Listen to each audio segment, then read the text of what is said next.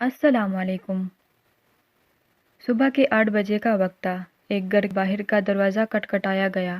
8-9 برس کا ایک لڑکا باہر کی طرف لپکا۔ اس نے دروازہ کھولا، سامنے اپنے پاپا کے دوست عدنان کو موجود پایا۔ انہوں نے کہا، بیٹا اپنے پاپا جان کو باہر بھیجنا، ان سے ایک ضروری کام ہے۔ وہ لڑکا گھر واپس ہوا اور اپنے پاپا جان کے روم میں گیا اور کہا، پاپا جان، باہر آپ کے دوست انکل عدنان آئے ہیں۔ چند آوازوں کے بعد انہوں نے عدنان کا نام سنا اور کہا، جاؤ انہیں کہہ دو میں گھر پر نہیں ہوں، مجھے ابھی اور سونا ہے۔ یہ کہہ کر انہوں نے کروٹ بدل لی۔ مگر پاپا جان، آپ گھر پر ہیں اور یہ جو میں نے کہا ہے وہ کرو، انہوں نے غصے سے کہا۔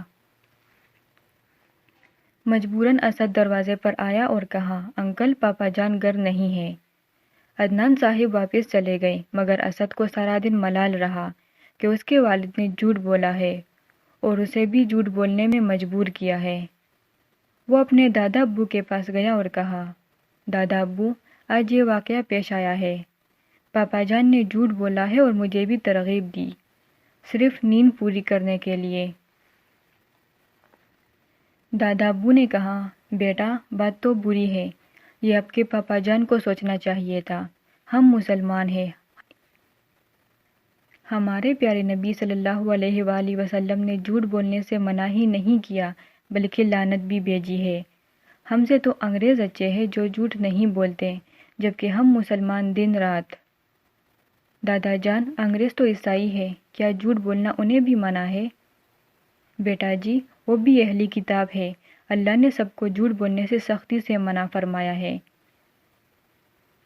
اچھا بیٹا، رات کو سب کو یہ واقعہ سناؤں گا کہ انگریز جھوٹ سے کتنی نفرت کرتے ہیں۔ رات کو سبھی کھانے کے ٹیبل پر بیٹھے تھے۔ کھانے کے بعد سبھی منتظر تھے کہ اسد کے دادا ابو کون سا واقعہ سنائیں گے۔ پاکستان سے ایک طالب علم حصول تعلیم کے لیے برطانیہ گیا۔ وہ ایک گھر میں پے اینگسٹ کے طور پر ایک گھر میں ٹھہرا۔ دادا ابو، یہ پے اینگسٹ کیا ہوتا ہے؟ عمر نے پوچھا۔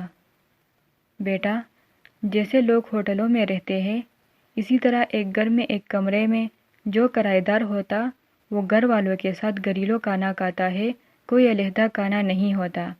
ایک فرد کے لیے علیحدہ کمرہ نہ بھی ہو، وہ ان کے بیٹے کے ساتھ بھی رہ سکتا ہے۔ ایسے ہی ایک گھر میں وہ ٹھہرا، میاں بیوی اور ایک 6-7 سال کا بچہ تھا۔ اسے رہتے ہوئے کچھ ماہ ہو گئے تھے۔ ایک دن میاں بیوی کو کہیں کام سے جانا تھا۔ انہوں نے اسٹوڈنٹ سے پوچھا کہ اسے کسی کام سے باہر تو نہیں جانا۔ اس نے کہا، نہیں، مجھے باہر کوئی کام نہیں۔ ہم اپنا بچہ آپ کے پاس چھوڑ جائیں؟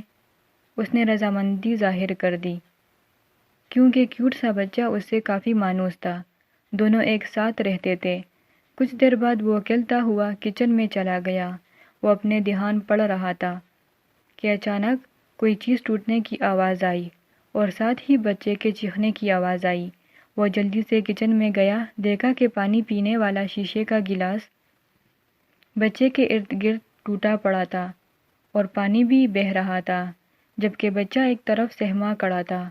اس نے بچے کو تسلی دی کہ پریشان مت ہو، جب آپ کی والدہ واپس آئیں گی میں ان سے کہوں گا کہ گلاس مجھ سے ٹوٹا ہے۔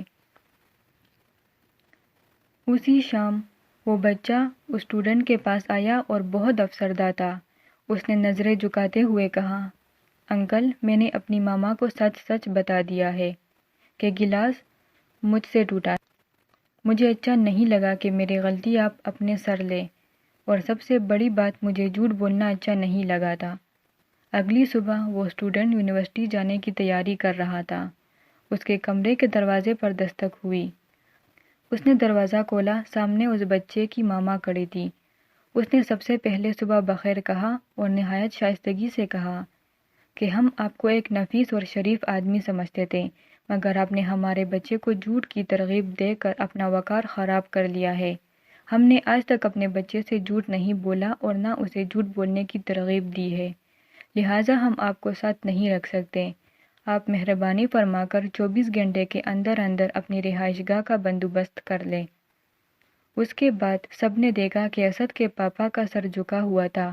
اس نے کہا، بھائی سوری، آئندہ سے وعدہ جھوٹ نہیں بولوں گا۔ مجھے نیند آ رہی تھی اور میری طبیعت بھی کچھ ناساز تھی۔ اسد کے دادا ابو نے کہا، بیٹا ہم سب کو اپنا احتساب کرنا چاہیے۔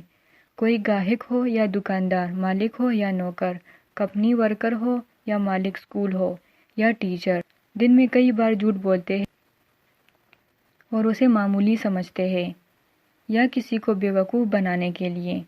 میں اللہ تعالیٰ سے بھی معافی مانگتا ہوں۔ اسد کے پاپا نے کہا، بہت اچھی بات ہے۔ اس کا صحرا اسد کے سر جاتا ہے، یہ مجھے نہ بتاتا اور نہ ہم سب کو احساس ہوتا۔